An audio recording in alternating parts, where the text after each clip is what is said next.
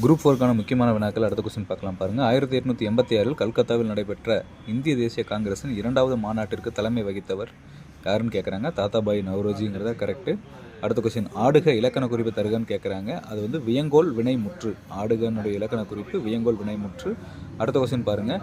Beryllium உட்கருவை alpha கதிரால் தாக்கும் போது புரோட்டான்களுக்கு இணையான நிறையுள்ள துகள்கள் அதாவது நியூட்ரான் வெளியேறுவதை கண்டறிந்தவர் யார் அப்படின்னா ஜேம்ஸ் சாட்விக் தான் கண்டுபிடிச்சிருப்பார். அடுத்த கொஸ்டின் பாருங்கள். மெர்காப்டன் என்பது சல்ஃபர் ஹைட்ரஜன் கலந்த கலவை, அதுதான் மெர்காப்டன். மெர்காப்டனா என்னன்னு கேட்பாங்க. ஸோ சல்ஃபர் ஹைட்ரஜனுடைய கலவை தான் மெர்காப்டன். அடுத்து பாருங்கள். ஆரஞ்சில் காணப்படும் அமிலம் எதுன்னு கேட்குறாங்க. Ascorbic acid. ஸோ இதே போல் உங்களுக்கான கேள்வி, திராட்சையில் காணப்படும் அமிலம் எதுன்னு சொல்லி கமெண்ட் பண்ணுங்கள். அடுத்த கொஸ்டின் பாருங்கள். ஊறுகாய் நீண்ட நாள் கெடாமல் இருப்பதற்கு காரணமான அமிலம் என்னன்னு கேட்குறாங்க. வினிகர், பென்சாயிக் அமிலம், அசிட்டிக் அமிலம். இது எல்லாமே ஊறுகாய் நீண்ட நாள் கெடாமல் இருப்பதற்கு யூஸாக இருக்கக்கூடிய ஆசிட் தான்.